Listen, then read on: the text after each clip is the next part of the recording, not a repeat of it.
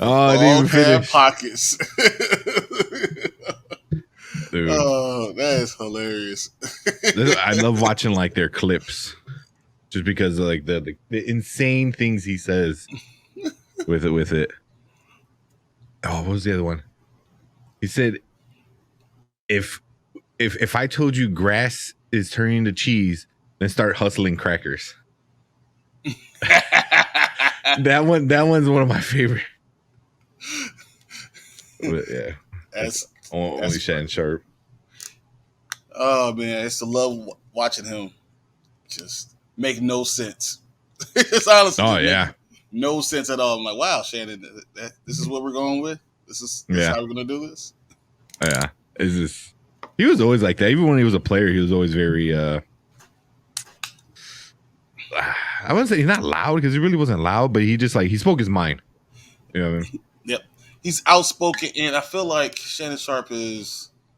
Oh, he's one of the best tight ends ever. So that's the other thing. So it's like when you have the game, it's much easier to just to talk to stuff. I mean, he has a game. Yeah, like him, Tony Gonzalez, like Gronk, like those guys are like, Tony. Yeah. For me, always like fun, super fun to watch. Especially, have you ever watched like the funny, like the intros? You know, like the player intros when they're in the game, and they show like, you know, like oh, Tom Brady, blah blah blah, where the hell he's from, and they they go to Tony Gonzalez. He's like, I'm Tony Gonzalez. Like on national TV. Like that was his little clip. And he did that a lot. He did a bunch of random stuff, you know. Like he would say like because he would always say your name and then what college you went to. Mm-hmm. Like then there's a bunch of players that are like, you know, like Kramer, you know, blah blah blah preschool. That's what I was gonna say. Bryan, little outreach preschool. Yeah. Missouri. Like, yeah. That was some of the funny stuff. Academy. Like, what? Mm-hmm, yeah. Yeah, they'll start doing like high schools and their elementary schools, and man, it was like one person just like he said he didn't even say his actual name. He said something else. But yeah, those are always funny to watch, all those clips. Oh man. But yeah, I mean, I know we're both watching the Bulls game. Yeah, and it's kind of like we can talk about other stuff, but I figured we'll just stay live and watch the Bulls game with us. And the Bulls versus Knicks. There's only a minute and a half left. Up by one. We should have won this game outright a long time ago. I just don't understand. Ooh, you read DeRozan's lips there. Man. Yeah. This doesn't make sense. Okay, no, that's fine. It's gonna come down to like the wire. It's gonna come down to whoever has the last possession. Like for sure. If Rose is the one that kills us, I'm gonna be mad. I can't get mad at Derrick Rose. Every time I see him, I remember all the joy he gave us through high school, you know, through the NBA, just all the joy. I can't get mad at him. I would like, you know, instead of being mad, I just walk away. I'll clap, say, okay, it's okay, it's him. You know, yeah. I'm glad he's doing well again. I'm mad that we didn't sign him. Yeah, we should have got him. Damn. Well, it was either him or Caruso. I think Caruso is probably the better bet. All right, no, Derrick Rose is a star still. He just comes off the bench. Derrick Rose is amazing still. That's what they're talking about right now. It's like, no, on the Bulls cast, they're saying Derrick Rose is still a point guard, you know, top, you know, 25 point guard in the NBA. He just comes off the bench because he accepts his role and he can't do it with his body. His body will betray him. But Caruso, he leads the league in steals, and he just stole the ball right now. That's insane. Like how good he is. You know what I mean? Like he's really like. I mean, obviously, you know, like DeRozan is killing it, you know, like with all the big games he's been scoring, you know, Ball, Levine, they've been. I just don't understand, like, how did he not get that dunk? just don't understand. Yeah. I mean, I like Caruso. I think he's a great piece to a role player. He's really good off the bench. Yeah. but I think Derrick Rose is still like could do the star stuff. So like when you need a star effort, you still got that. You know, you still could get a star's effort from him. You know, I mean, you probably could, but I don't know if we need that. I mean, we got DeRozan, we got Ball. No, we got Levine. It would be Levine or Levine. It's Levine, right? Levine, yeah, Zach Levine. I mean, I feel like Caruso knows his place, and knowing a person that knows his place like that is worth more than a guy that always wants to be a star. But but Derrick Rose doesn't need to be a star. He's coming off the bench. No, that's true. And he's a good point guard now. He doesn't have to have the ball. He shoots the ball. Just he only gets 11 points now. He finishes all the games. Yeah, he only averages 11 points, like 7 rebounds, 7 assists. But he's a point guard now. He's an old man point guard too. He can't do anything else. Get it? There you go. Was that and one? Was that a foul too, or is it a timeout? I thought it was a foul. Yeah, I got it on mute. I think it's timeout. He wasn't touched. Yeah, it was timed out. Up by 4, 20 seconds left. There we go. Vucevic. I can't. Is there an L in there? Vucevic. Vucevic. I always think there's an L in there. It's like VOLC, but it's just VOC, right? It's VUCEVIC. Yeah. I know if Martin's watching right now, he's probably laughing because I think on the Tuesday show he was making fun of me. He's like, I can't pronounce Gazeki. Yeah, Gazeki. I can't say Gazeki either. Ugh. Yeah. All right. Yeah, I'm horrible. I'm horrible with names, but it looks like the Bulls won. I feel better about this now. We can continue the show now. Yeah, there's 20 seconds left and they're up by 4. Unless there's just something bonkers that happens. If you see me just all of a sudden just like throw something and like start screaming, you know what happened. Yeah. Well, here, let me get some stuff ready real quick. So yeah, we're gonna talk about a few different things. We're gonna start with the Matrix first. Definitely start with the Matrix, because that last trailer, I am so hyped to go see it. I thought I was going to watch it at home because I think I have to see it in the movie theater. I don't care if I got to see it in the gas mask. Oh no, yeah, I'm 100% seeing that. I'm seeing that on the big screen, the IMAX, like that. There's no way. It looks way too good. And it explained more when they kept on doing that talking about deja vu. Oh, it explained so much more. I understood. It kind of, like you said, it explains a lot more because one of the producers or somebody said, like, it's not a trilogy, it's not a sequel, and it's not really a prequel. Or it's not trilogy. It's not a sequel or a prequel. So I'm like, or reboot. So I'm like, well, what is it then? And I feel like this kind of really explains it. Like, it's a deja vu, and I think in the sense of the Matrix, that makes sense.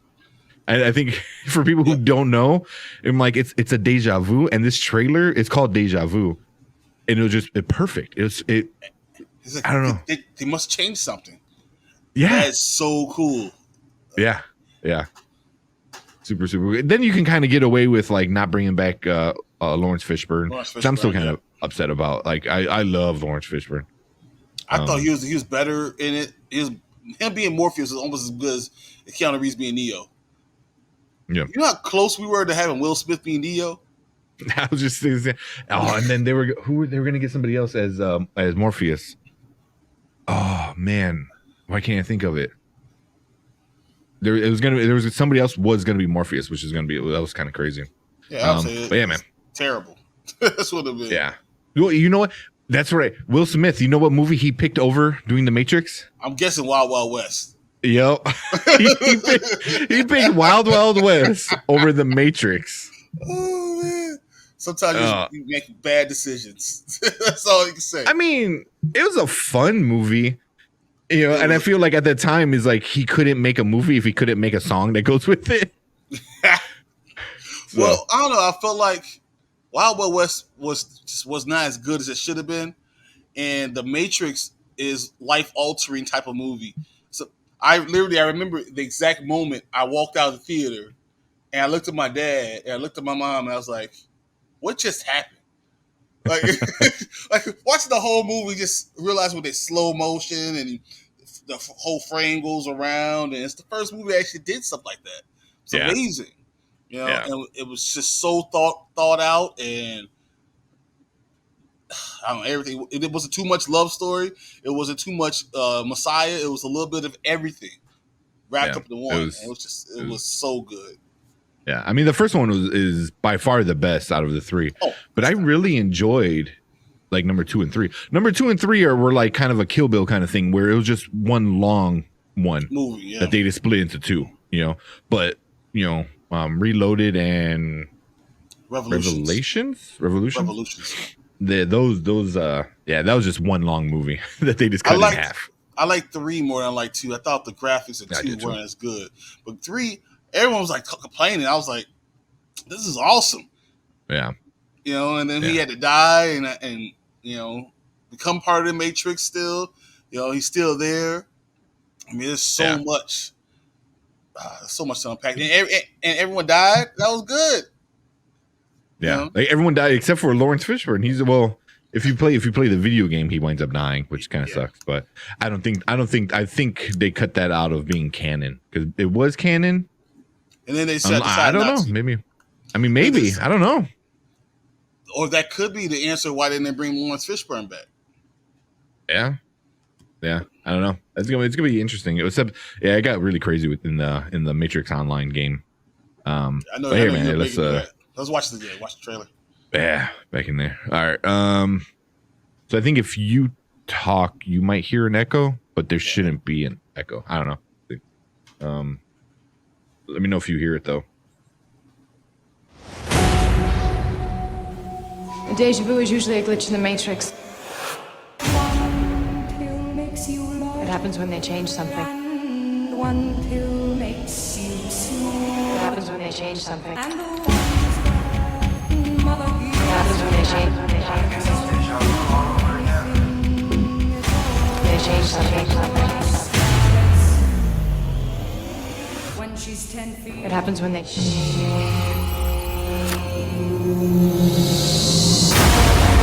Why use old code to mirror something new?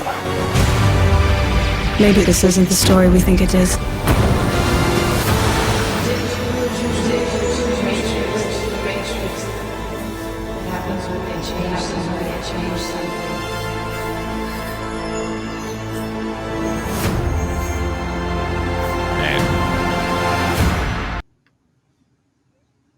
Man, it's just like watching that, like how big of a fan I think we are is like just watching it again. God. That's like the 10th time I've seen that trailer, and every time I know something different. I get goosebumps though. Like it was funny because it seemed like Trinity was the one in some those parts of it. Yeah, and then, Lawrence Fishburne, I didn't notice he's in this trailer. He is, but it's the old Lawrence Fishburne, not the new Lawrence Fishburne. But he is there. So what if he comes in the movie? So he's there, in this scene. If he's, I mean, he really hasn't said much about it. But then there's the part where he, like here. Yep. It's him, but then it also looks like it might be Neo. I don't know. And in the beginning, when they show like the old footage with like whatever this like new footage is. Like with like old Keanu, I don't know. This movie, it better be amazing. It has to be. But I don't think Keanu Reeves will sign on for anything if it wasn't amazing. Because it's not like he needs the money. I mean, he's carrying like 5 franchises at the same time. Yeah. I mean, who thought John Wick would outdo Jason Bourne? John Wick outdid Jason Bourne.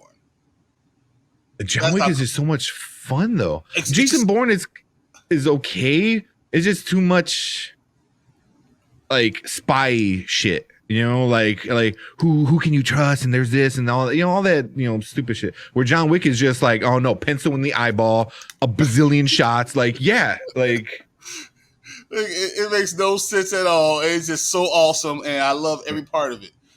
Yeah. Oh yeah. Yeah. I mean, and it just keeps. I don't know how it just keeps getting better. Like I can't wait for the next one. It's the only movie where you have ninjas. You got people. You have the catacombs. You have, I mean, it's just like, and everyone else is like not noticing all the machine guns, and apparently everybody's an assassin in the entire world. Yeah, like, exactly. Wherever you go, there's an assassin just sitting there looking at you like, tick, tick, tick, Mr. Wick. Like, what? Yeah. There's a part, I forgot to bring this up. There was a part in John Wick, I forgot which one it was, but where he's in like this old gun shop and he's like trying to put together a gun as he's like fighting. He made a gun, and there's a part where I forgot what happens, but it's so violent that you like in the theater. I heard the crowd go, "Ooh," and then laugh because it's so over exaggerated with the violence that it was funny. And so, I know that's silly, but yeah, it could be other things like, so I mean, so in that same time with the gun, then they break into the knife area, and that's when they're stabbing people in the face, and he's throwing like the guy who's like, he stabbed him like 5 times before he walks out. He throws the axe at his head and like hits him in the side of the head, and he dies. That's like, what it was. It's like so ridiculous. And, yeah. Oh my gosh. People were laughing with the axe part. That's what it was. Where you just like laugh and then you hear people kind of like, oh, like it's so it's over amazing. Top is awesome, and it's everything. That's what, but he's carried that. He got the Matrix. I mean, everything he does right now is just like awesome. I hope. Yeah. I honestly, I mean, I hope he does Constantine again. I mean, he's the best Constantine. Nice. He's the best. That's all of it. I think this is the one you were talking about, where it kind of like flashes Neo and then Trinity in there. Yep. Just like right here, boom. I mean, you have a whole frame of Lawrence Fishburne right here. You know, like in the trailer. It was like, I don't know. I don't know what they're gonna do right there. Yeah. I mean, I don't know. Just, you know, bringing back the cat. You know, in the beginning when he sees the cat, you know, it's just, I don't know what they're gonna, what's the end goal for this thing? Like, are they trying to bring back and make another version of the Matrix? They said it could be 3 more, and you know, I find it interesting that Doogie Howser is the psychiatrist. Oh, that's right. That he's talking to. I think that's pretty interesting too. That's right. I forgot he's in this one. Yeah. Yeah, I forgot he's in this one. Yeah. Just the whole idea. And then there's that whole that clip where Trinity's like melting. Yep. You know, so it's like, what's going on, you know? What is she actually there, or is all this in the Matrix? Are they trying to write him out of the code because they became part of the code of the Matrix? And when they said, what's the you try to change the old code, we have new code. Yeah. Is that what they said? Yeah. I thought it said like, why? Yeah, something with like why use old code when you can just make new code, basically. Something. Yeah. I don't know. I'm just one of the theories I was reading was that this all might be in his head.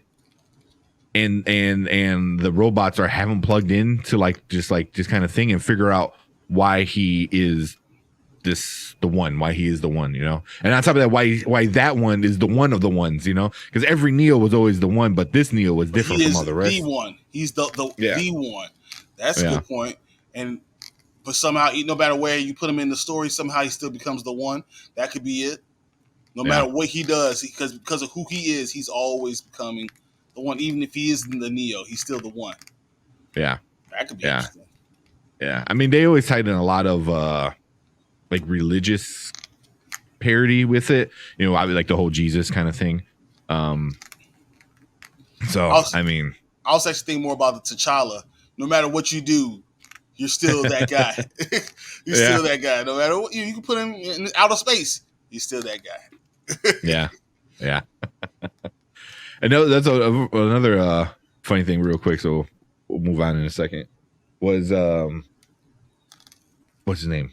The guy who plays Hawkeye, Jeremy Renner. Said if he's not available to be to be able to have time for Marvel, he said they can recast him because he wants to spend time with his daughter. Yep, exactly. Yeah. It's more important for me to be able to spend time with my daughter. They can just recast me if they need to. Yeah. So it was like, what? I was like, it's so infuriating. It was like, actors it seems like they're okay because they're like, oh, the part needs to go on.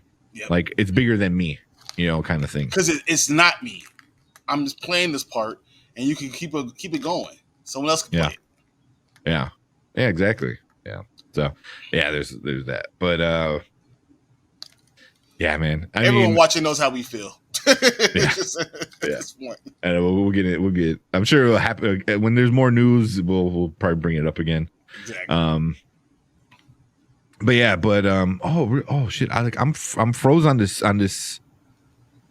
screen, and it looks like it kind of looks like the Matrix code right here. But it looks like there's a person right here, and then another person right here, looking at this person, right? It does, kind of. So is this like a memory or a reflection? Dude, or is he losing his mind? Yeah. Yeah. We're trying to put it together, and he just loses his mind. Yeah. I don't know. I can't wait. I can't wait. I'm such a big fan, and yeah, it's gonna be awesome. Oh man, we just need to buy a theater. Dude, I was there just buy a small theater. I would love that. Yeah, there was one in Glenwood I would go to because no one else knew about it. I just go there all the time to be by myself in the movie theater. Yeah, this is great. Nice. But yeah, speaking about more movies, another trilogy. On Monday was Spider-Man Day. That was huge. That was. We were just talking about it too, the week before. It's like, is Tom Holland done? What's going on? Blah blah blah. And sure enough, he signs 3 more movies with Marvel. 3 more Marvel movies and two more Sony, so 5 altogether. That's the rumor. I don't think the Marvel is confirmed, but the Sony is not confirmed yet. But it is leaked, whatever. But yeah. But it makes sense. It doesn't have to be Spider-Man movies. Yeah. It could be it could be Venom. It could be Morbius, whatever it is. Yeah. Yeah, I think. I mean, you can't have Venom and not have Spider-Man there. Eventually. Yeah. I don't get it. I just think it'll be really smart for Marvel to just say, okay, get him to pass the torch on to Miles Morales and just try to latch onto that. Yeah. Because you see 3 more movies. Oh my goodness. Yeah. I mean, 3 more movies is probably another 6 years? At least 6 years. Right? I mean, that means he has to be the leader of the Marvel Avengers eventually. He has to be the leader. Ooh, I didn't even think about that. They're getting Young Avengers ready. They literally showed 6 different Young Avenger characters already. Yep. I mean, but the thing is, at that point in 6 years, he won't be young. That's true. That's true. I mean, yeah, because he's already mid-20s. He's 25 now. In 6 years, he's 31. Ooh. I mean, if Tobey Maguire can pull it off. I mean, he was a college student at the time, but if he can pull it off. That's what they're doing. They're trying to go through the college years. But Tobey Maguire was 38, still looking like he was 30 years old. Yeah. You go do the Dear Evan Hansen, where it's the old ass Ben Platt playing a high schooler, and it looks so out of. He had all the wrinkles and then crow's feet on his face. He's like, I'm 16. I was like, what? No, what? You a 40-year-old Jewish man. There's no way you were a 16-year-old boy. Oh, that reminds me of what is that? 22 Jump Street. Yeah, exactly. Exactly what it was. Like you're like a grandpa. What are you talking about? Yeah. That's awesome. Oh man, but so that's the rumor is the new trilogy, because they're making another trilogy. Obviously, is going to be college years, and I feel like they can have more play with that. I think they can get a lot more play with that. All this does is confirm for me right now that Zendaya is going to die. Yeah, that just confirms for me she's going to die. I wonder. A lot of people are saying that in that trailer she's falling the same way Gwen Stacy fell, the same way Mary Jane fell from Tobey Maguire. Yep. So the rumor is that one of the other two guys, most likely Andrew Garfield, is the one that's going to save her. He's like, I couldn't save my love, but I can save yours for you. Yeah. So I think that would be interesting. That they will save her, and then all of a sudden she still dies. Like the Green Goblin, like he saves her. Oh my God, I'm so glad you're here. Oh, I love you so much. And the Green Goblin like throws something in, like it hits her in the heart, and she dies. I don't know. That would be. I was so mad if I'm right, but if we watch this in the theater like all together like we want to, and it happens, I was like, damn it, Brian. It's really loud. That's what my wife would do. She was like, I can't believe you ruined another movie. Thanks, babe. Yeah, that's funny. I hope not. I hope not, because I like her version of Mary Jane. Or not really Mary Jane, MJ. Yeah, being MJ, and the fact that they're going to this college years, that they could be a Mary Jane character for the college years. Yeah, like the actual Mary Jane, because her name is Michelle Jones, I think. Yeah. And they just call her MJ or something like that. And I'm like, huh. When I first heard that, I'm like, that's so stupid. But I like her character a lot. So I like what they do, but I think that they're trying to distance themselves from them. As a couple. Maybe. I don't know. Like, she's such a big star. To just kill her off is kind of insane too. Like, if she wants to do it and Tom still wants to do it, I mean, how does Disney say no? It's like, the two of the biggest stars in the world right now, who are actually a couple in real life, like, it's just like, I don't know if they can't even make that up. It's like, it's a silver platter, like, boom. And you can't get that from anywhere. You know what I'm saying? Like, you can't get that type of, connection anywhere. Yeah, that's what you're always fighting for, trying to get that connection. Yeah. What did it say? Michelle Jones, I think they just said. Yeah, I think it was something like that. Because I remember Michelle in the first one. Yeah. I think it was Michelle Jones. I could be wrong. But I hope not. So you want to watch? So there's these two TV spots.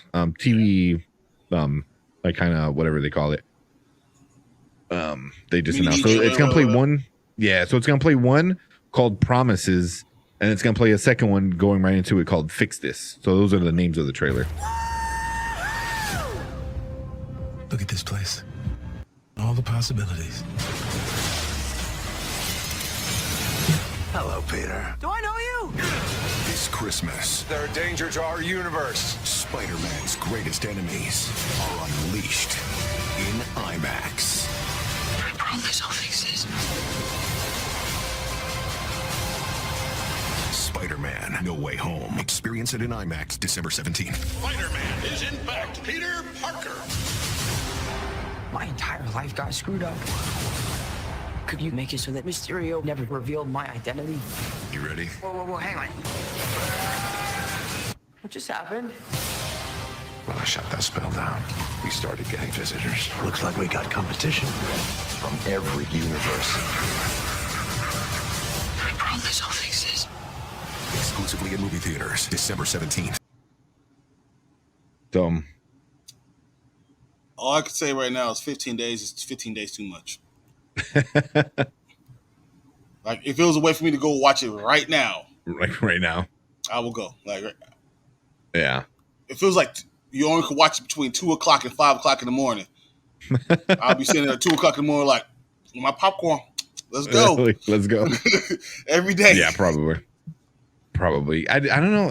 I think it's gonna set up so much. You know, like I think at one point Doctor Strange got to realize all of this is not happening because he messed up.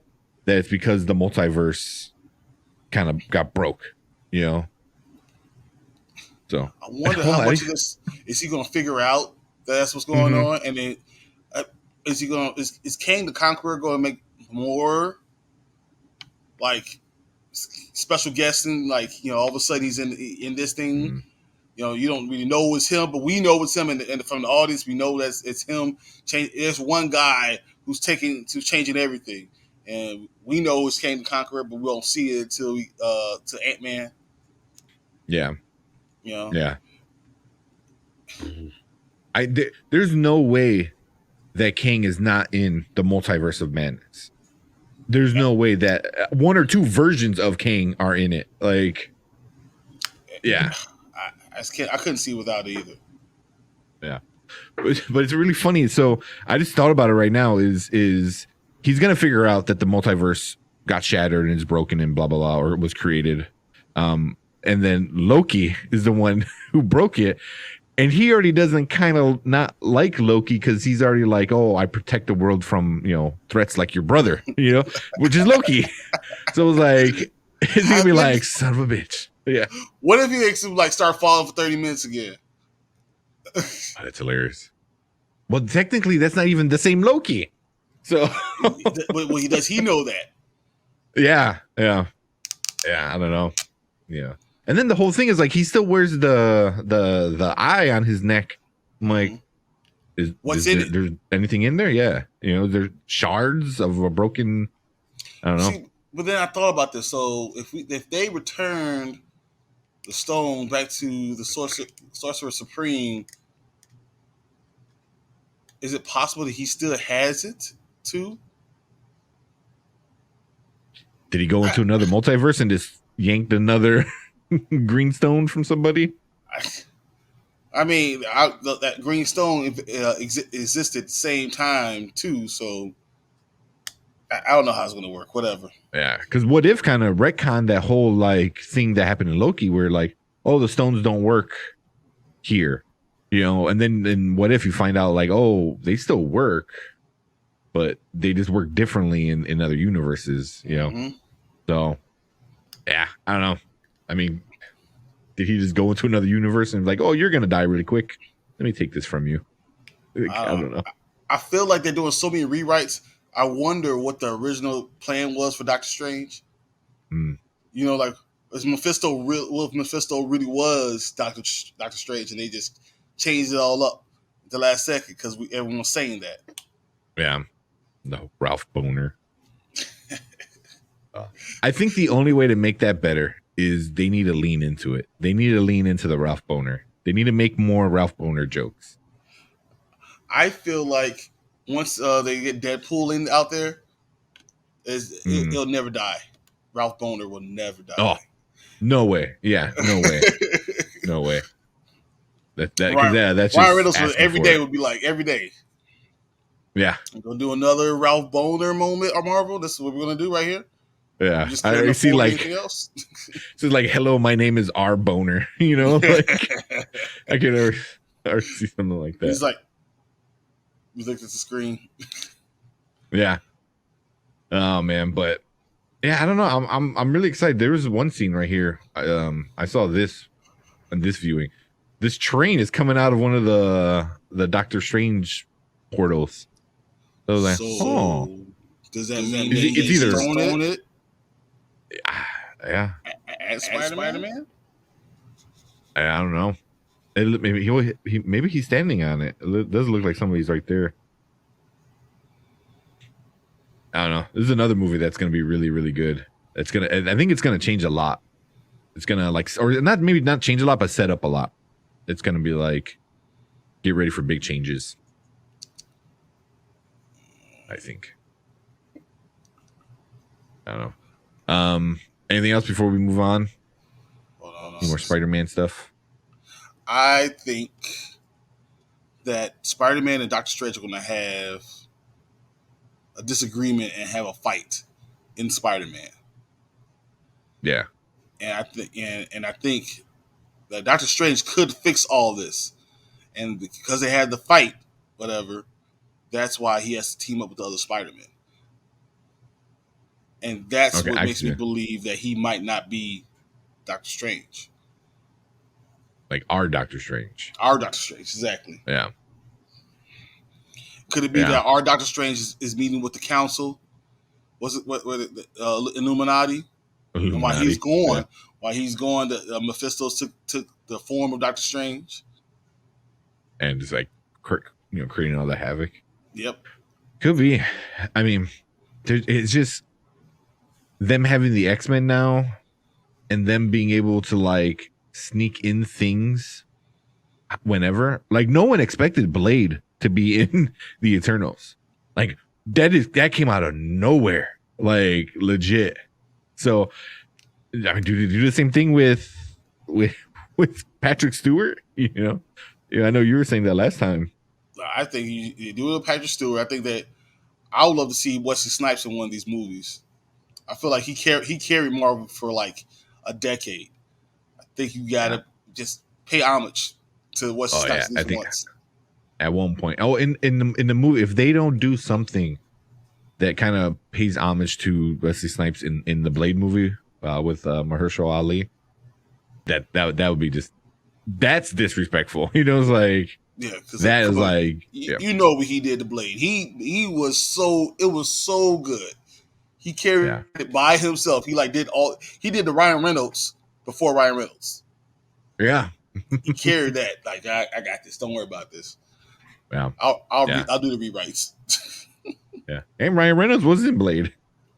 He was annoying as hell. Oh, he was super annoying. He was basically Deadpool. He was Deadpool.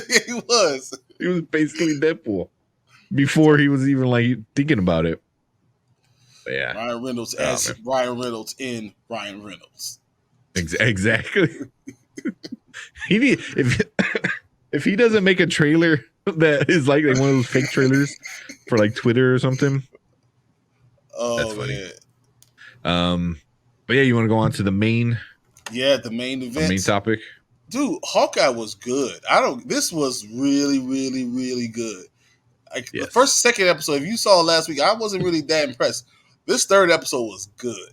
Everything was right on. I felt the connection with them right away. I felt a great connection for Echo, understanding where she's coming from. Her uncle realized that that Ronan probably wasn't that good of a. I mean, he wasn't like really a hero. He really was fucked up. Just really. We know these tracksuit people, gangsters, are not that good, that smart. They weren't out there committing these crazy crimes. He killed all of them. That's pretty bold. So here, I want to look at the timing really quick. So the first episode was 49 minutes. That's probably including the credits and all that stuff. The second episode was 51 minutes, and the third episode was 43 minutes.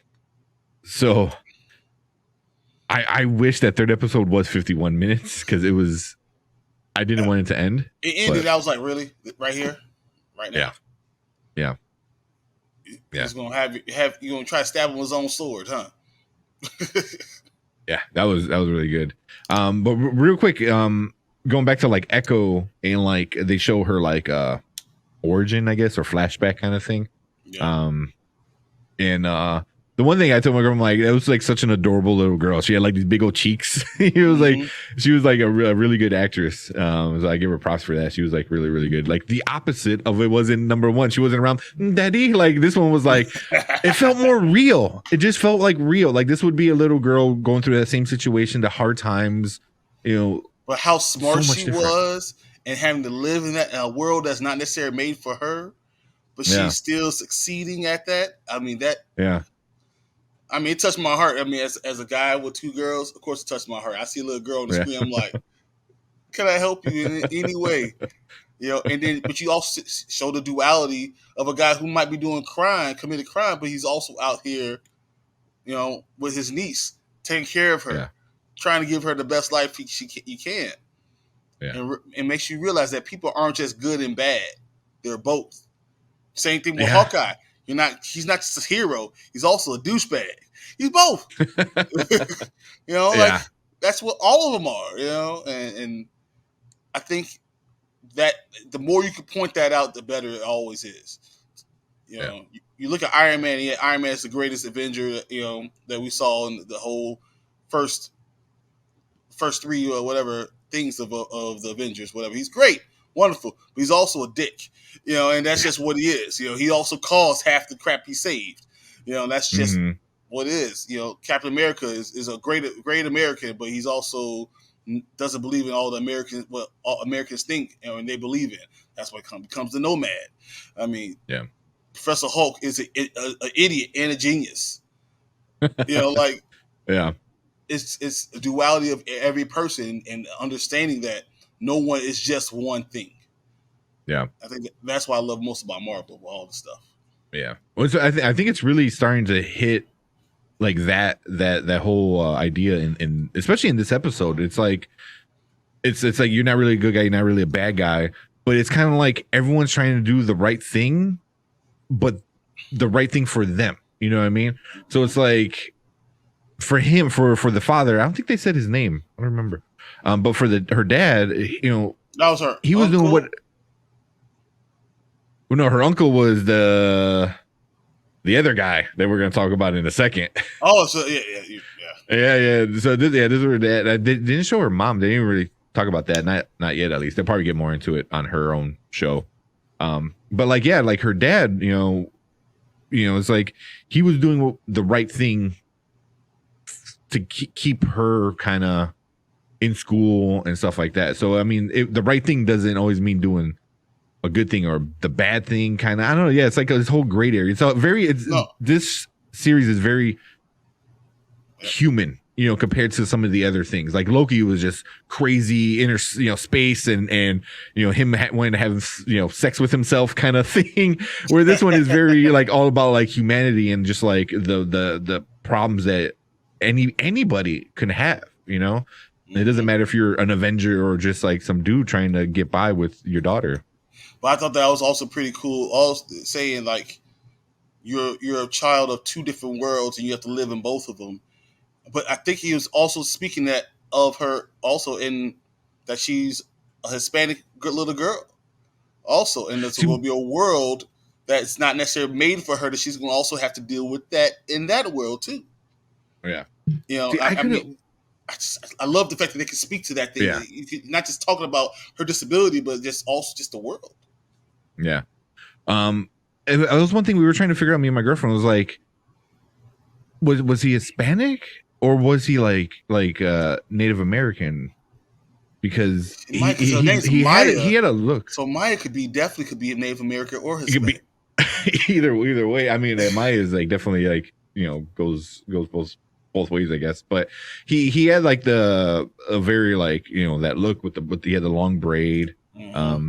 He had a tattoo on his neck. You couldn't tell what it was, but I was watching a bunch of like Easter eggs and stuff. It looks like whatever he had tattooed on his neck, it looks like she had that on her jacket. That little circle with the triangle kind of thing. Yeah. It kind of like when they showed it, I'm like, oh, but I don't know what it means. But real quick, did you catch the Shang-Chi? No, did her dad say something like that? Her dad was about talking the dragons. Yeah. Are dragons real? Well, yeah. I mean, literally, we just watched like a movie that had I had a dragon and I guess an evil dragon. I don't know, the Soul Sucker, whatever it was called. Was I guess kind of a dragon, but. And then the thing he said that really got me was like, if a dragon comes to this world, it makes it stronger. And I was like, oh, what does that mean? Is that Fing Fang Foom? Yeah, it definitely is, by the way. And then, but I thought it was also interesting the way he referenced like it's still two different worlds and how the worlds still can mesh. So it's actually Yeah. two different worlds. Like we see one world and how you got to go into the other world to see the other dragon. Like you can see where he's not just talking metaphorically, but he's talking about in reality. Yeah. Yeah. Yeah. know? So that was super interesting. But then that made me think, it was like, well, shit, is he part of that village then? Or does he have some family that might be from was it Talo? I think the name of the village was. I don't remember. That's like you would think that that's Korea, and one of the islands over there. So, and he's definitely But it's like, does he have an ancestor? Maybe because they said they've been over there protecting that for thousands of years. See, but that would make me think he's Native American, because if he's Native American, he could definitely have ancestors still in Asia. Yeah, yeah. I mean, that's a good point. I mean, so it's like, and then it becomes like a story that passes down in the family, kind of thing like that. I'm really interested. Like, this episode made me a little bit more interested in Echo's show coming in, the BS show. I don't know if we're not BS anymore, man. I think it's pretty specific on what we're talking about. I think we're all the nerd show really, now. But yeah, I mean, so yeah, it really made me think like more. Are we going to have Matt Murdock in this thing now? I don't think so. You don't think Deadpool makes a Daredevil? No, Daredevil. I'm sorry, Daredevil. That'd be funny. Daredevil makes a sighting. I mean, it's just. I'm thinking about also that the fact that someone can't hear, showing how disability could be a pro still. Yeah, she's able to read voices, and that was something also that was interesting when she went to and said, told Hawkeye, "Hey, you relying on technology too much. You should pay attention. Lean into your disability. Learn all around. Learn how to use it for your advantage, kind of thing." Yeah. And Martin said, just jumped in randomly and had no clue what she's all talking about. No worries, man. I'm too busy watching Thursday Night Football. Yeah, I was gonna watch it. We were watching the Bulls game before. Yeah. so yeah, I gotta watch it. I had to turn it off because I'm like, I get distracted too easily. Yeah. I totally understand.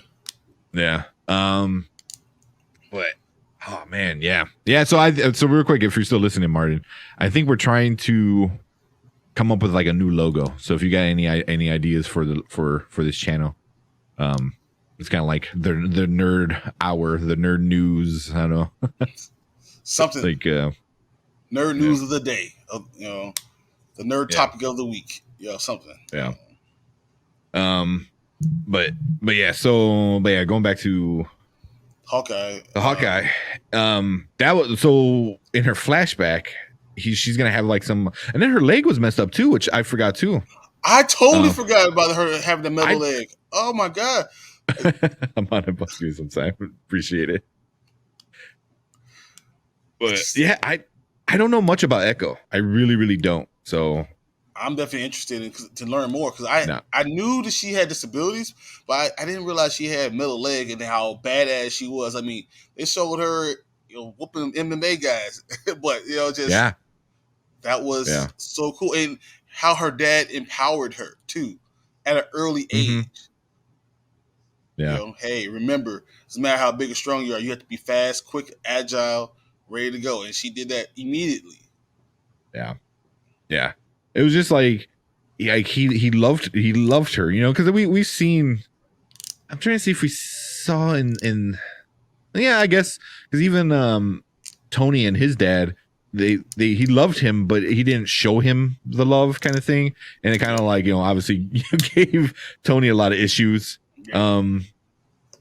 But this one's like, no, he like loves her, and he always tells her, and he always supports her and stuff like that.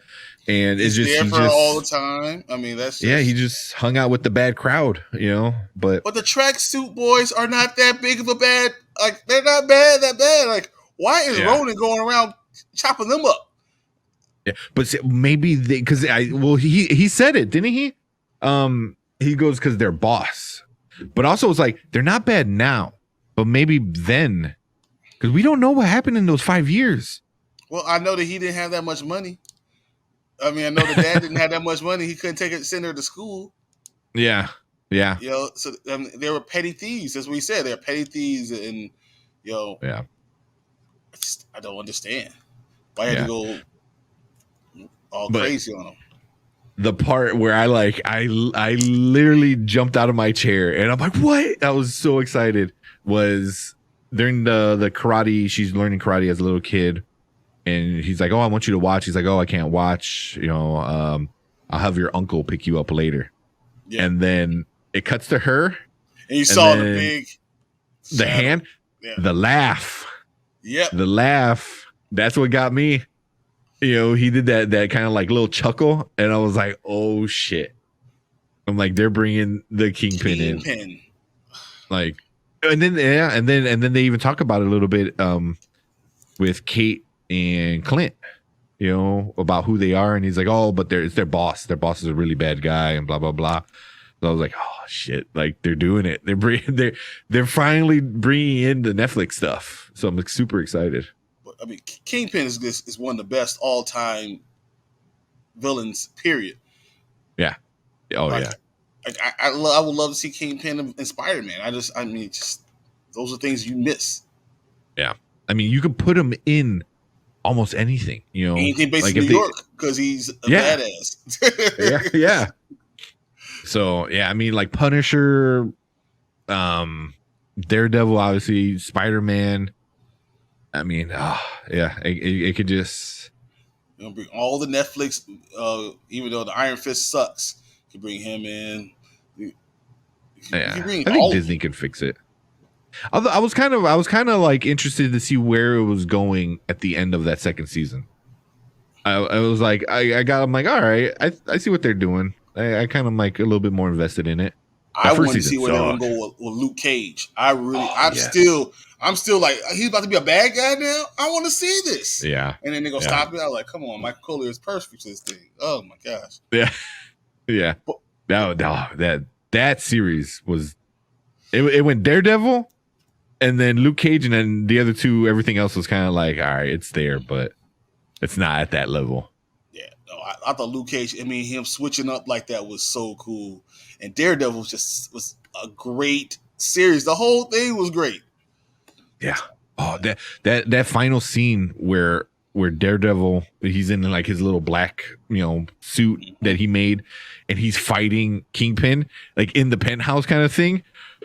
Oh, that was so good. That he doesn't know what to do because he's like, he wants to kill him, but he knows he can't, and he's like screaming. I was like, it was just so freaking. And then Charlie Cox, perfect.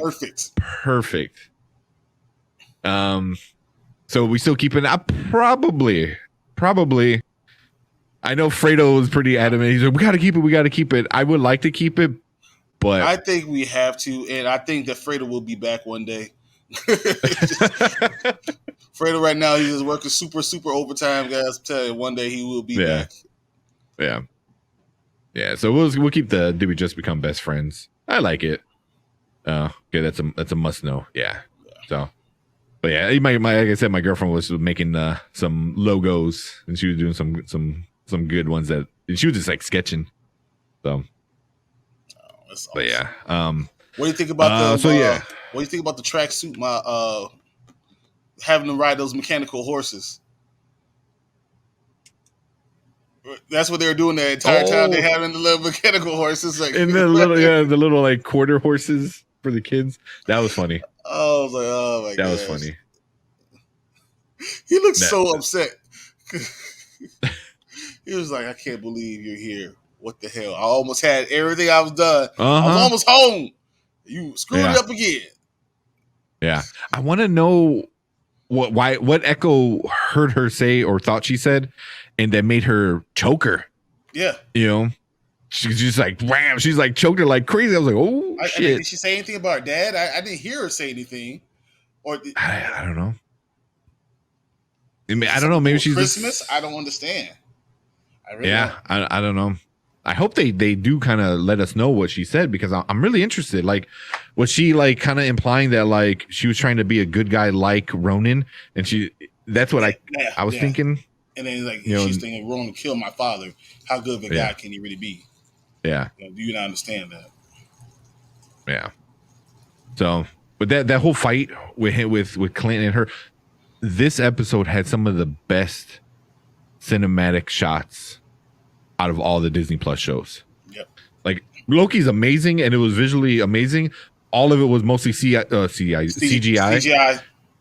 You know, the clip that they released with them in the car, just watching it in the context of the show just made that clip even better. You know, him fighting, he finally gets his arrow and he's like falling into the ball pit and doing the arrow. You see his like cheek jiggle too, really slow. I was like, it's just like little things like that. It was like, it was really well shot in this episode. So, what did you think about her shooting all the arrows? Him saying that you might be one of the best archers. Like him actually, trying to give her props, trying to give her confidence. Yeah. That was good. I mean, obviously she's been doing it since she was like 8 years old or whatever they said she was, and now she's like 20 something. So I think that you see them bonding, like even like she's gonna go with him when he goes to his family. I really believe. Yeah, and he's gonna have to go to his family and then leave and go back, and she's gonna go with him and meet everybody and start to form that relationship.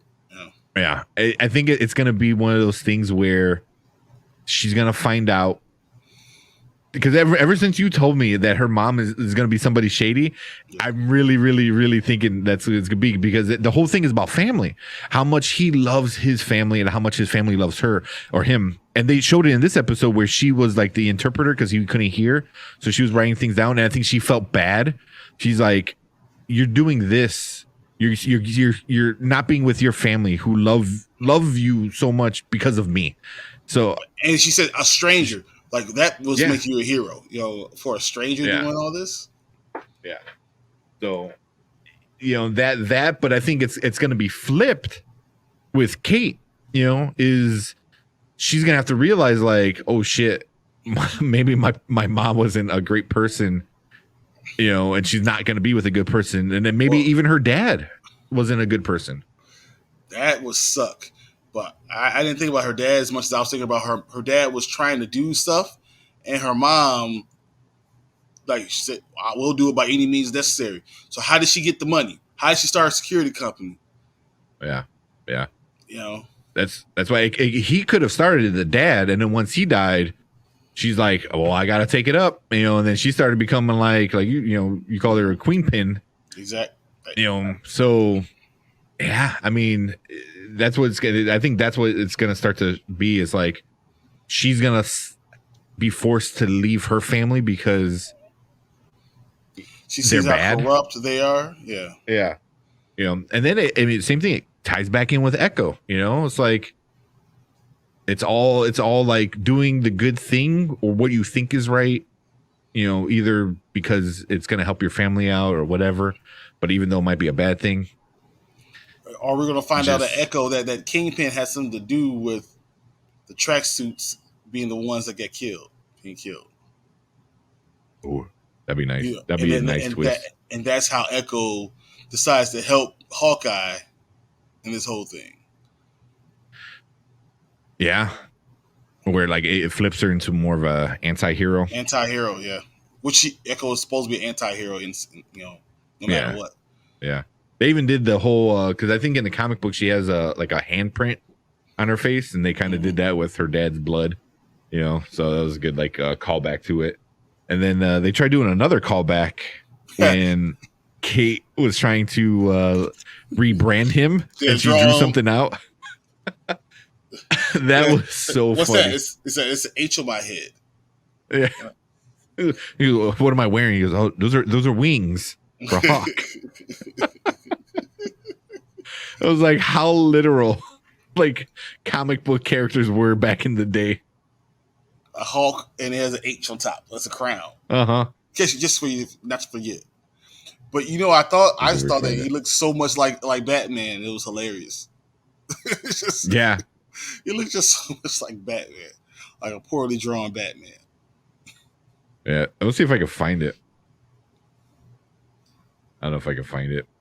I think you can, because that was hilarious. Yeah.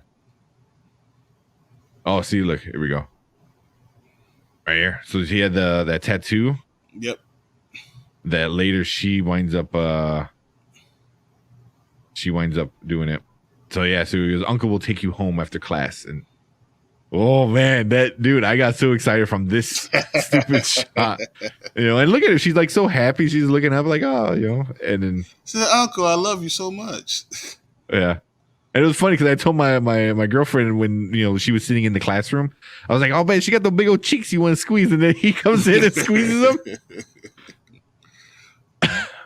Oh my goodness. Oh man. They had Fat a Fat Man. Yep. Yeah, the handprint. The KB Toys was pretty awesome. Yeah, I love that. I was like, it's KB Toy Store. Yeah. Yeah. Oh yeah, we gotta talk about this. Oh, so I forgot about that. So she wants revenge on Ronan, and she asked him, and he said he's dead. That Ronan's dead. And she's like, "How do you know?" He's like, "I was there." And he goes, "Who killed her?" He goes, "Natasha Romanoff, like Black Widow." So he was killed by somebody that happens to be dead. Yeah. Okay. Which it's not really lying either. It's not. That's why he just said it. So yeah, because it's really not lying, but it's not like the meaning that she thinks it means. She did kill her. He was there. She did kill all of it just by saying, "I have a way to get them back." Yeah, like she gave him hope, and then the hope was what killed Ronan. Yep. So, but it was very interesting. I'm like, oh, so they brought Black Widow into it. Like, Mike so now that's going to be the story that's going to go around is is that what his sister's going to think? Like, oh, Natasha tried killing you because you were Ronan, and that's what the rumor is now. So it's like, so did you kill her? Kind of thing, Oh my gosh! Yeah. Yeah. So, but that was super interesting, and obviously, and then that was one thing. She's like, "I don't believe you." He's like, "Why?" Yeah. Like, is it out of the realm of possibility that an old spy killed a killer? Like, I don't get it. Why you wouldn't? Unless she knows more, unless she knows something, or she just doesn't want to let go. Yeah, that's probably what it is. She doesn't want to give up the thing. I didn't even see this. The trust the bro. Yeah, because they use the bro a lot. Yeah. Yeah. This whole scene was super cool. That was kind of like they overplayed it a lot. Where she said something and then he would repeat it, like telling her for the first time. Mm-hmm. And I was just like, they did that for the entire scene. And well, maybe they had to once they started. Yeah, they had to because he's not going to magically get his hearing back. Yeah. Oh, yeah. I think I wrote this one down too. So the Pym arrow. Yep. How sick is that? But I thought that they didn't have any more Pym particles. Well, no. Then they brought him back. So I guess I'm assuming he. Right. Well, no, they brought Hank Pym back. So the guy who knows how to make it, he was like, here, and I guess at that point too is kind of like, is he trusting that's what I assume is like. Also, Hank Pym is trusting the Avengers more. He's not touching Tony Stark. Well, he's dead, so he's like, as long as it's not Stark, I'm okay with it. Yeah. But I also read, is this a whole nother universe that we're watching? And instead of Tony Stark tech being the big thing, it was Pym tech that became the big thing. And I'm like, I hope they don't do that, because then that's just like muddying the waters a little bit with the whole multiverse. But it could. The multiverse there, they could mess up everything. Yeah. But I just hope it's more like Pym is cool with the Avengers, because Ant-Man is there, and they saved the galaxy. Yeah. That's how Ant-Man got into the Captain America, that first movie, in the movie, the Steve Rogers story or whatever. Like, he wasn't even there. Yeah. But the Civil War. Yeah. Yeah, no, he shot him on the arrow, didn't he? He shot him on the arrow to to do something. I forgot what. Remember, I was talking about, but the theater, the music, the play. The play. He kept on saying, yeah. Except for Ant-Man, he wasn't there. In 2012, he wasn't there, but it's because Hank Pym is so big that even Ant-Man's there. Yeah, that's funny. There's another thing. So Disney released. You can go listen to the entire song from the musical. I think on Spotify. Really? I mean, I haven't heard it, but I saw a link to it. So I wonder if you can probably find it on like the Disney Spotify, station. I'm looking. I am definitely looking. It's gotta be such a crappy song, but yeah, it'll be funny though. But yeah, I thought this was super cool. And he made the arrow big. That was pretty awesome. Oh, here we go. When he's out of arrows, what does he do? That was his last. He just runs. But then he goes pictures this in purple, which is basically his suit. Oh my gosh! But it does look like, besides the head, which is obviously from the comics, the bottom part though looks like what his suit is going to be in the show, because the big poster is him with a purple kind of arrow. Yep. And it kind of looks kind of like that. But that was funny. What did you think about that whole connection with Maya and the guy who's interpreting everything? The fake Jon Snow.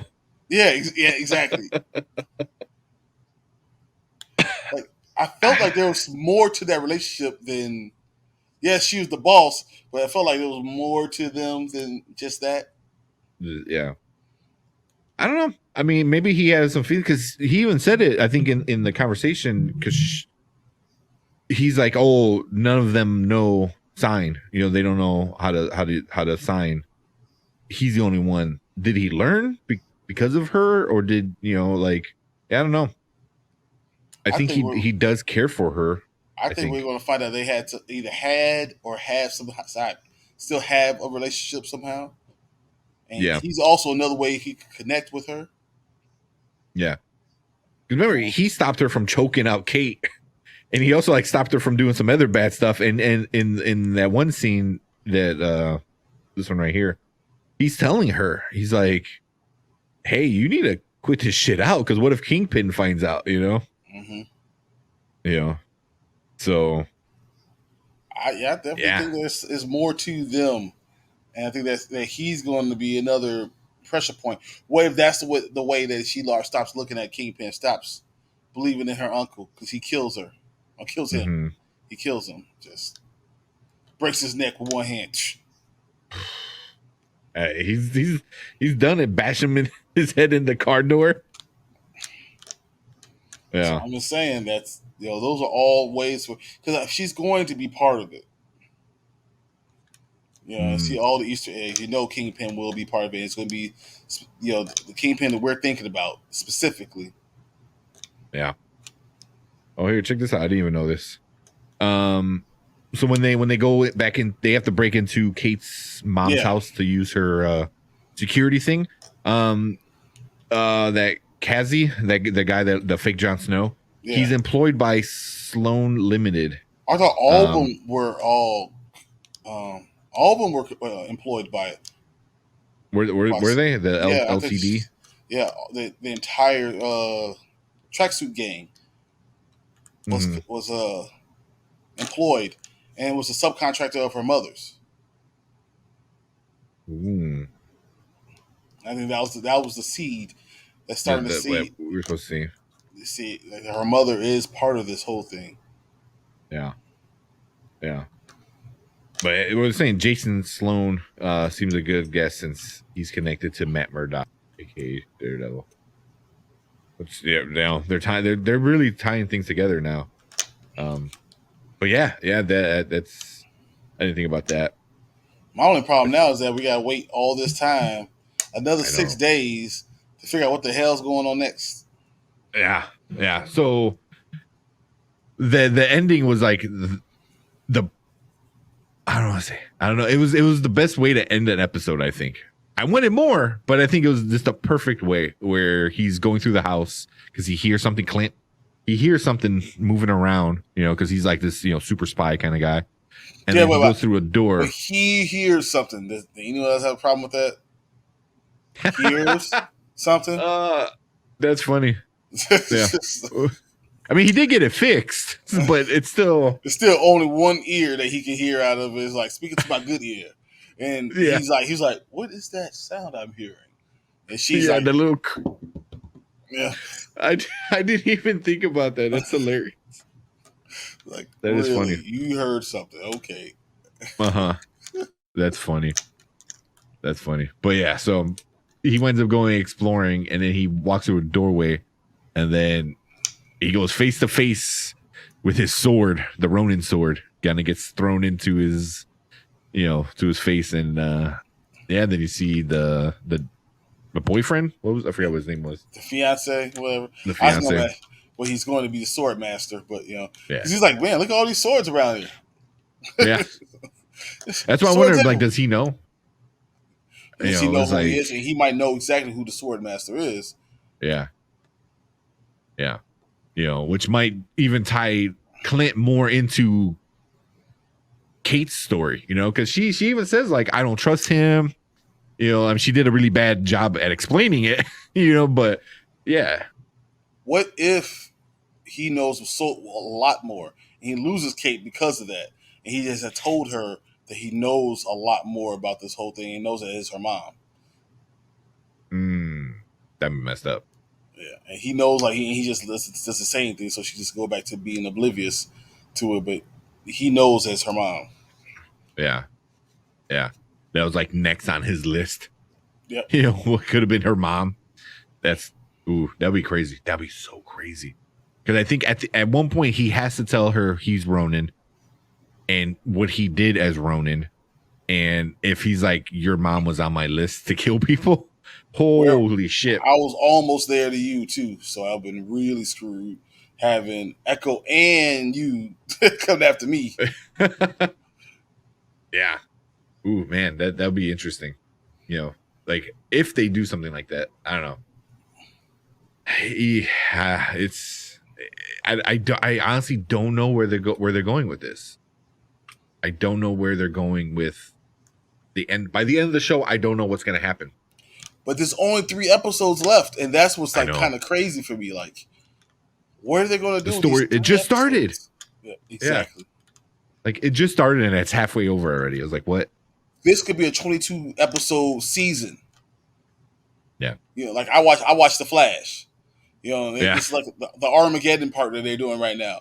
This could be all of that plus more. Like I don't understand. Yeah, but man, Disney's so good at their shows, though. So I don't know. It's Kevin Feige.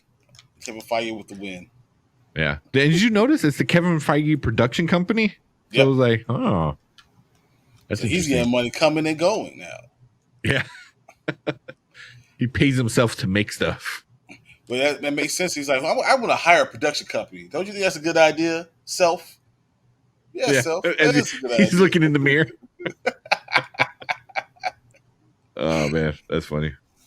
But it's kind of good, too, because then other places like Sony could come to him and ask for help. I think that's exactly what's happening. And, now if you want my help, you're going to involve my production company, and we're going to do all your reshoots for me. I'm doing it. Yeah.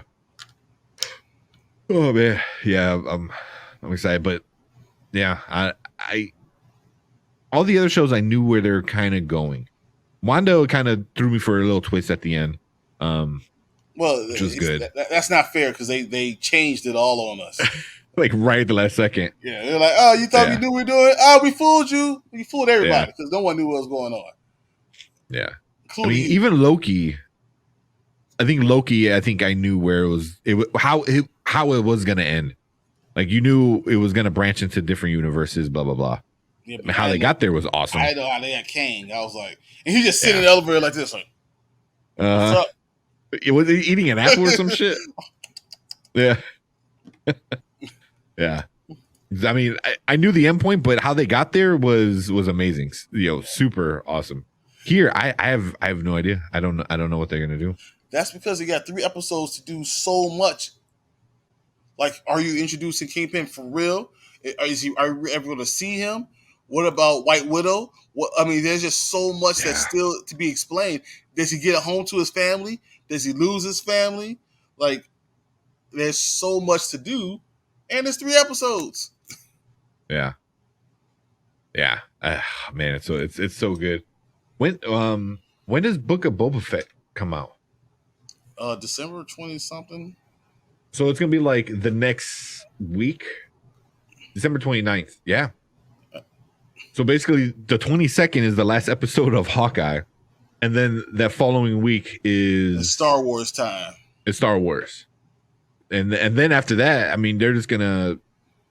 I think there's gonna be nonstop all 2022. There's gonna be so much Marvel. Yeah, it has to be because I think Spider-Man is going to take over the world for at least 10 days. The world is going to stop. And people are going if you didn't see it by Christmas, guess what you're going to be doing on Christmas Day? Let's go see Spider-Man. Yeah. I just it just kind of sucks because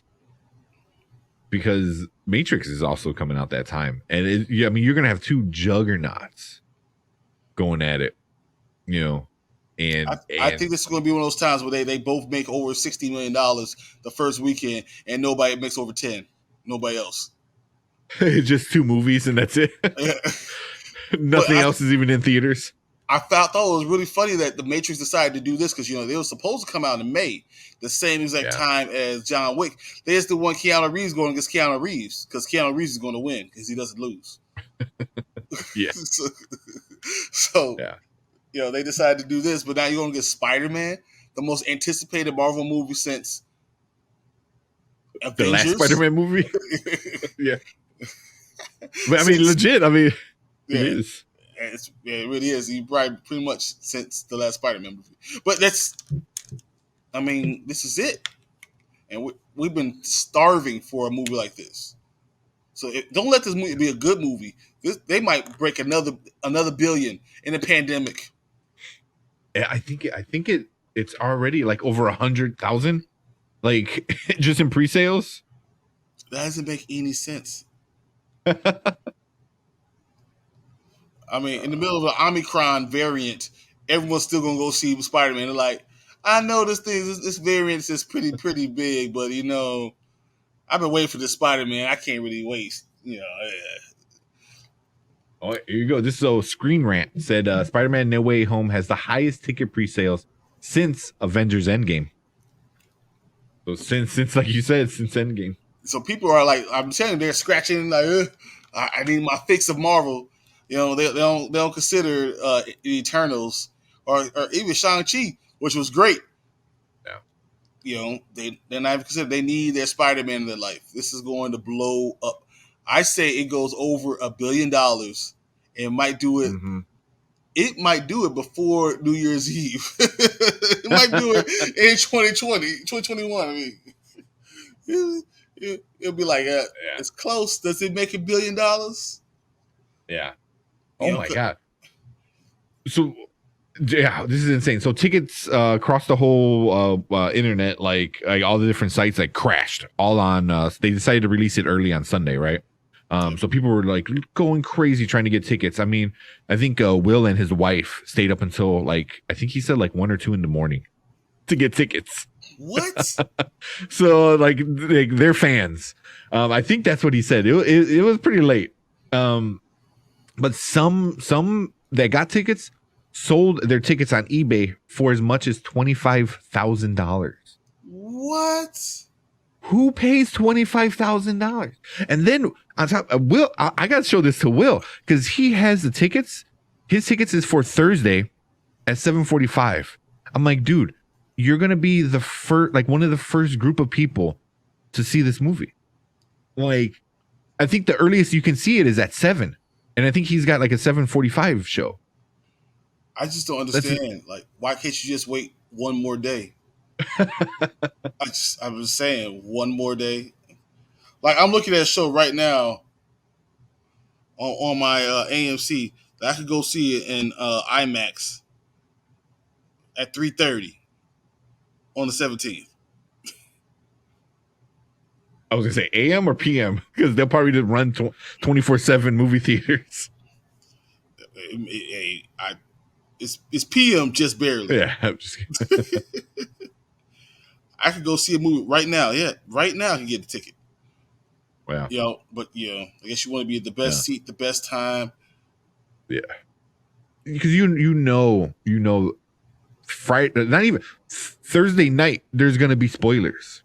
Oh yeah, there's gonna be spoilers already. I would say so like, don't tell me nothing. Don't say nothing to me. No, don't. I'm really hoping I'm gonna try to call this place, but I'm really hoping that we can get a theater together, like all of us. That would be so cool to do it on Saturday. I would be. Yeah. Man. The time frames were kind of crappy, but Saturday at noon, I'm like, that's not the worst. No, we can make that happen. I thought that's. Yeah. So I was like, you just have to like plan your day around like seeing, because I think it's gonna be like a 2.5 hour movie. So. Hey. It's okay. That's my day. Yeah. We'll do that exactly. And then we'll go shopping. Yeah. That's a nice area over there too, where the theater's at. I'm trying to see how much it already made, and I don't see the actual numbers. They're saying it's predicted to make $185 million opening weekend. Really? The whole weekend? I would say $185 million Thursday. It says could open between 135 to 185 million. I don't know what that means. Is that just Thursday? But I'm gonna tell Will. I'm like, hey man, I know you really want to see this movie, but people are selling these tickets for $25,000. Like that's insane. It's so much money, dude. That's amazing. But you know what? I don't think I'll pay for $25,000. Even if I had it, I wouldn't do it. Spider-Man becomes first movie to top $100 million opening weekend before it opens. There you go. It's like, what? It already made more than Venom. It already made more than Venom, and it doesn't come out for 2 more weeks. Like, think about it. It's crazy. It's crazy. $117 million now. That doesn't even make sense. That doesn't make sense. You can make $185 million the opening weekend for something that doesn't come out for 3 weeks. Yeah. You already have the money.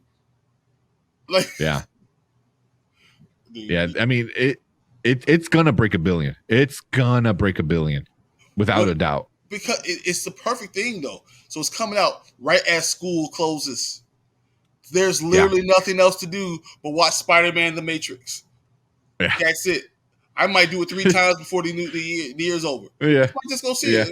I'm a little bored. What you gonna do? I'm gonna go see Spider-Man again. Yeah, that's what it's gonna be. It's gonna be like every day. Yeah, because it's the 17th. Like you said, school's going out that week, and then winter break. So and then Matrix comes out on the 21st, 22nd, I think. Yeah. So right before Christmas. So you got like a good 5 days of Spider-Man, and then you get the Matrix, and literally that's all you're gonna do. I'm sure every theater is gonna have 15 theaters just for the Matrix and the Spider-Man. Yeah. Like that's crazy. It's crazy that. But I think it's also gonna set a bad trend for other movies. They're like, oh look, everyone's back in theaters. So I was like, no. Calm down. Like this is Spider-Man and the Matrix. Like I said, my prediction in this game, I hit on all of them. All of them Thursday Night Football. I love this feeling for us in there. That's how I felt last week. But on Thanksgiving, I was like, I'm telling you, it's a Tony Pollard type of game. I'm feeling it. And, So I saw he just scored. Gallup 14 points. Prescott only got 12. Not doing great. Zeke is not doing great. 5 points for Zeke. 15 points for Pollard. 10 points for Zerline. All right, yeah. I see you. I'm going against Mark this week. And I have Ingram in my other squad, and I decided not to play him because I didn't think he was going to do too well. And Ingram's only got 3 points. But he also got CD Lamb got 17.9. Excuse me. It's gonna be real close between you two. That's what I said on the Dynasty Lunch Hour today. I was like, if I lose by 1 or 2 points again, I'm gonna lose it. I'm gonna flip. And I'm like, I really don't care about projected because it's a bunch of just random BS, you know. Yeah. But the projected said I was gonna lose by 4 points. So I'm like, you son of a bitch. I was like, damn you, sleeper. But yeah, I'm sorry. Again, I'm just randomly gave you guys some love. Also, no clue what you guys are talking about. We just finished talking about yeah, we're pretty much Hawkeye. Then we went on Hawkeye. Yeah, we went on a whole nother rant. And I was kind of like hanging out before we finished it up. But I know, yeah. What's the score right now? It's 20 close. 10. Ooh. Yeah. 5 minutes left. They're up by 10 points. They're not doing anything. Well, I don't know. You're hilarious. You have 1,573 points, and you're just right above me. You have almost as many points as Marvin, and you're in fourth and fifth spot. I just happen to go against people that have their best game of the season. It's just Boba Fett. Oh yeah, man, we're definitely gonna do Boba Fett. But like, literally, there's nothing else. This is the perfect time for Christmas break because you're gonna have everything you ever wanted. You're gonna have the Hawkeye finale. You're gonna have Spider-Man. You got the Matrix. You got Book of Boba Fett coming. I mean, this is going to be an epic winter break. Kids are so lucky. They don't even know how lucky they are. Yeah, exactly. And I don't think it's supposed to be too cold, at least in Chicago. I don't think it's supposed to be too bad yet. I mean, shit, it was in the 50s today. Yeah. You know, it's December 2nd. So they might have a pretty tolerable winter break. So that'd be. It doesn't even matter with Disney. With Disney, you don't even need it. It's all right. Yeah.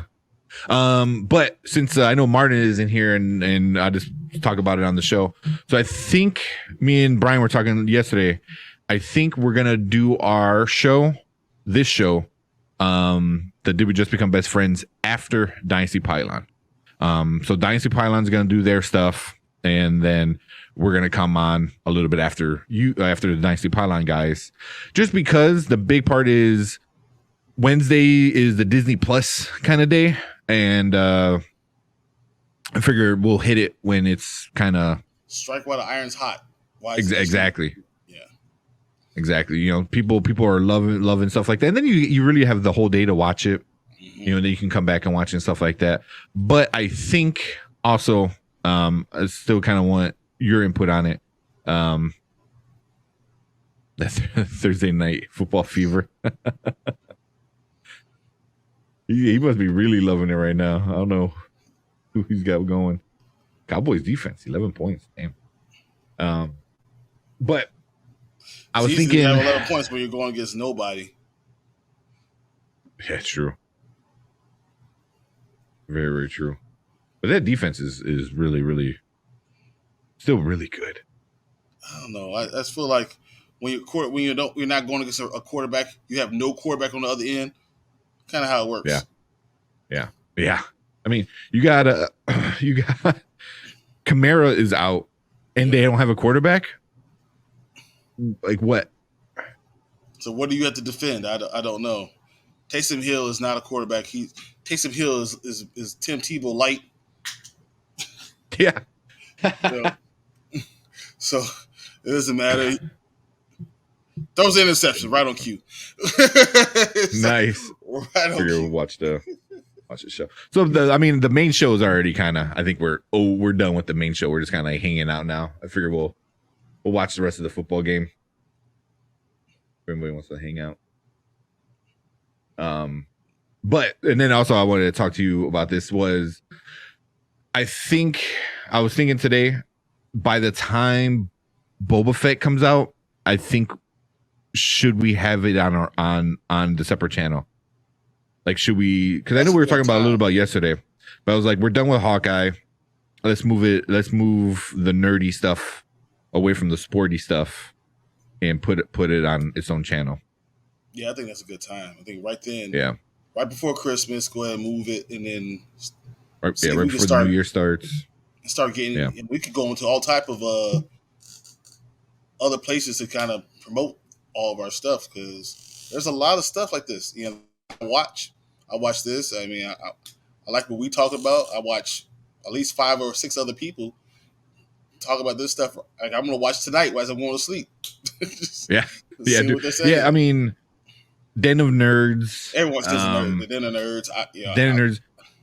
I love him, and I love that he had E-Man on the last week. Martin said, "No, I'm saying you're changing it to Wednesdays because of that Thursday night." Oh, we're just trying to be like you, Martin. We want to be on every day. Right. Every time I open my phone, I'm like, oh man, Martin's on again. Yeah. So there is. Let me see if I can link it real quick. So there is another channel. There is a channel. Did we just become best friends? And what I've been doing is I've been putting up our clips of the shows. So, and then the replay of the live show. I've also been throwing it up on there. And I'm starting to change the look a little bit on it.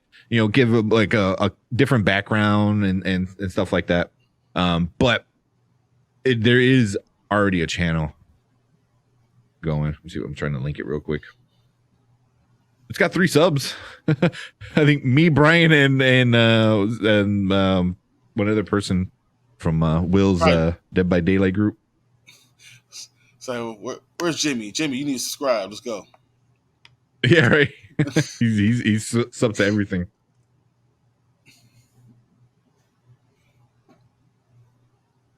There we go.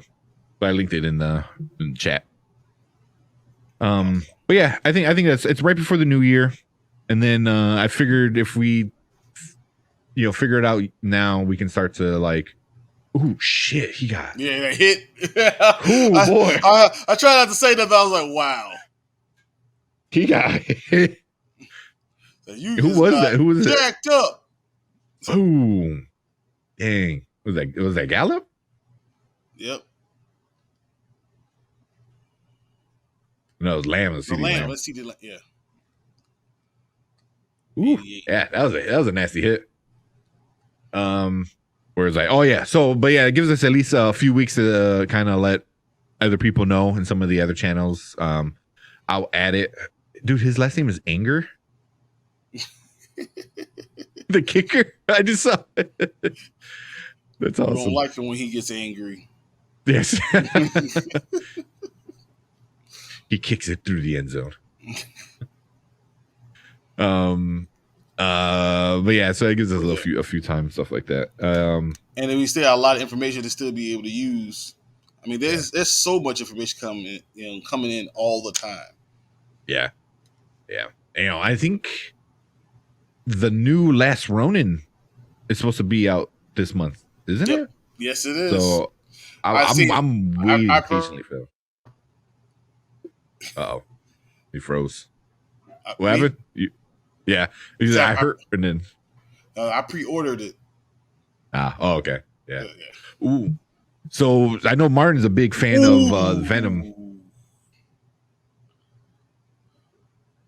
No flag? Nah, ain't no flag. I mean, he did hit a. He was looking for one. That was an almost quarterback hit. Yeah, quarterback light guy. Yeah. I don't know what they're trying to rush. I'm like, you ain't scoring 10 points. I mean, it's 3 minutes. You could.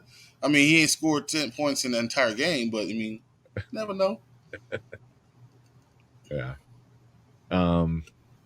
What's again? Oh yeah, so I know Martin is a big fan of Venoms, and they just started the new Venom after the whole King in Black series. Ooh boy, it's pretty good.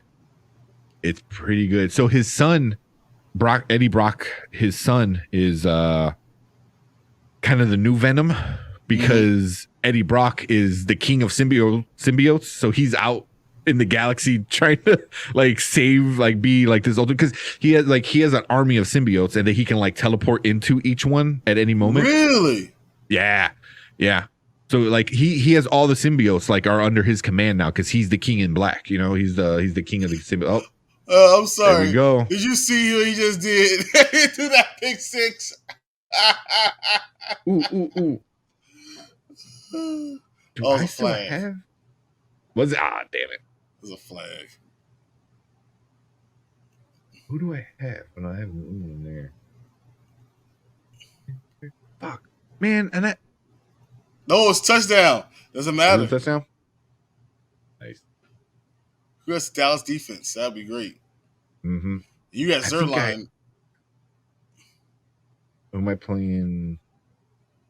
Where were you even throwing to? Oh my gosh, that's horrible. Oh man, did you just not see the big defensive lineman there? Oh, you know he's happy, man. When those D lines get the pick six like that, dude, it's so silly. That's game. Like why is this guy a quarterback? I don't understand.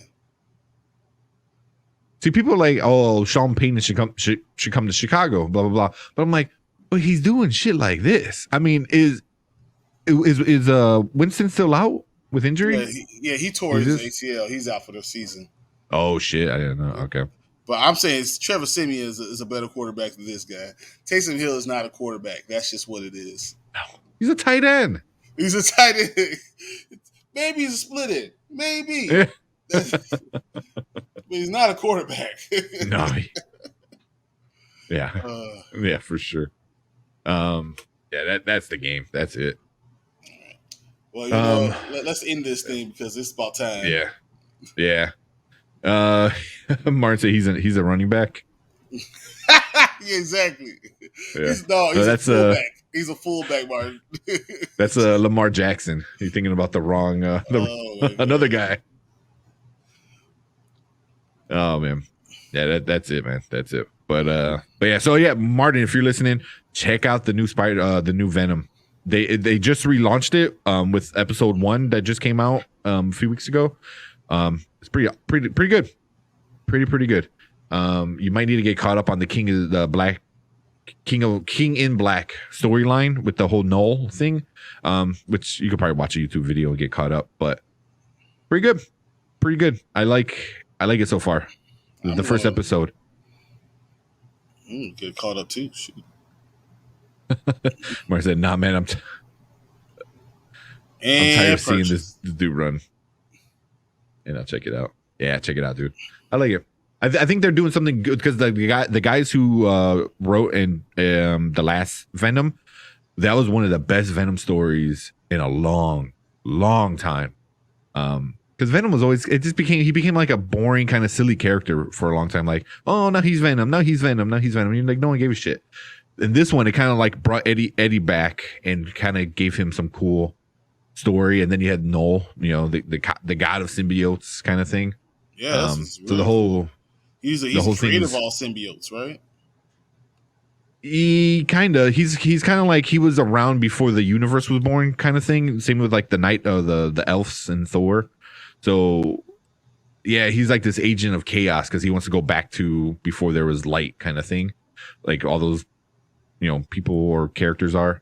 But he can control it. It's really interesting, man. It's really interesting. I think they're doing something with Carnage as well in it too, because Carnage is still around. It's no like a Celestial. No, he's just like a god almost. Okay. You know, he was just this being before the universe was born. So he like, you know, like same with the dark elves, or I think that right, you know, the dark like elves. they lived in the dark, you know, before there was light, before the universe became a thing. and now they just kind of like always want it back. But yeah, I don't know if he created symbiotes or he just kind of like, I don't know. Because I didn't go too much. Oh, almost another pick. But yeah, it's pretty cool. But now Eddie Brock is basically king of symbiotes, and he's pretty awesome, and he's out there trying to be like policing the universe type of shit. but people still see symbiotes and they're like, oh shit, let's kill this thing because it's a symbiote. And he's trying to say like, oh no, hold on, we're good guys now, we're trying to help you. And they're like, yeah, no.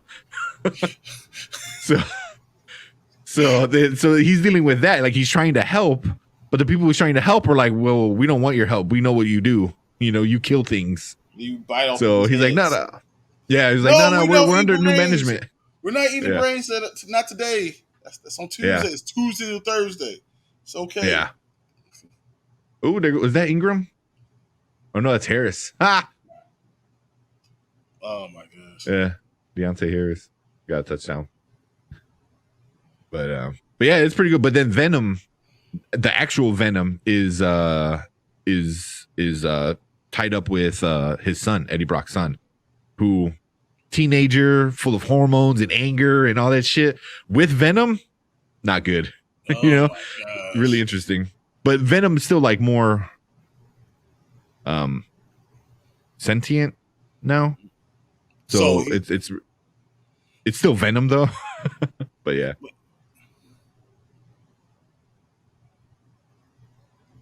Ooh, almost blocked it. Can you imagine Venom taking over Wolverine? They did that. That's what he's talking about. Martin says, I love the fan art with Venom taking over characters, Wolverine, Iron Man, Hulk. Yeah. Yeah. That was the whole thing too, was like when Noel came by, everyone became like Venomized, you know, like the entire world. So that was pretty cool. You had Gwen Stacy was like a Carnagey Venom kind of thing or something like that. It was pretty really cool what they did. Like there's at the end of it all, there's like a part where Eddie Brock and Spider-Man are like talking, and they're like trying to figure out like how to save the universe like together. You know, it's like they're BFFs now. It's just like how, because Eddie Brock is not a bad guy anymore. He's like, he wants to help people. You know, he wants to help the universe. But now I want to see this. I want to see what's going on. Check it out. Check out Variant Comics on YouTube, and they have a whole playlist of all the Null stuff and all the new Venom stuff. It's fun to watch. It's, you know, seeing all the comic book, how everything played out like that. Like he became a god. Like Eddie Brock became a god for a little bit to beat Null. Like he legit, like I think he venomized the Hammer. Mm-hmm. And like turned it into turned it into another weapon or something like that, and then he killed Null. It was something along those lines. But he became a god. They even do the origin of Kate Bishop. That's pretty cool. Yeah. That's what I love that show, because they always, whenever a new Marvel thing is coming out, they always kind of go deep dive into it, you know. And then they always do the weekly or not weekly, but they do comic books as they come out. So. Them Flash Thompson series is my favorite. Yeah, Age of Venom is so unknown about my favorite. Age of Venom was super awesome, super awesome. And then it was good, and then it got bad towards the end. I thought everyone complained about that. Yeah, I can't say that I really was into it that much, but I heard a lot of complaints about it. Like, it had a lot of potential. They started off really good, and then it got a little weird, I think, at one point. Because it just got weird with is Venom a good guy? Is he not a good guy? You know, the whole anti Venom, you know, the white version of Venom kind of thing. Yeah, it just got weird, you know, with it, and it just kind of it didn't even end. It just kind of just stopped, you know. And then the guys who wrote Null and all that, those guys they picked up the story, and no one was paying attention because that was right after Agent Venom, and then they started doing pretty good. And then it became like a whole cinema, you know, the whole a whole universe kind of event that they always do. Yeah, they went in the wrong direction with it. Yeah, for sure. I think they could have done super cool stuff. You know, it was like, oh, military guy with Venom and he's learning and this and that. And they could have went cool, really but cool. Yeah, Agent Venom is a cool character. Like, it just went weird because like if he loses control, Venom takes over. But I was like, it's just, yeah, I don't even know how it ended. It just kind of got boring and silly. but no, King in Black, awesome. Definitely recommend that one. I am going to watch this. Yeah, and then the newest one is super cool. I can't wait. But yeah, I think when all that shit was going on, he told Venom, "Watch out for my son." He goes, "Make sure my son doesn't get hurt." Blah blah blah. He goes, "But don't bond with him. You and him, like, you guys cannot bond together. Like, it's bad news, you know, because Venom is still Venom, and then like a teenage hormonal boy who's already violent and you know all these caught up feelings and shit." Hey, this is funny.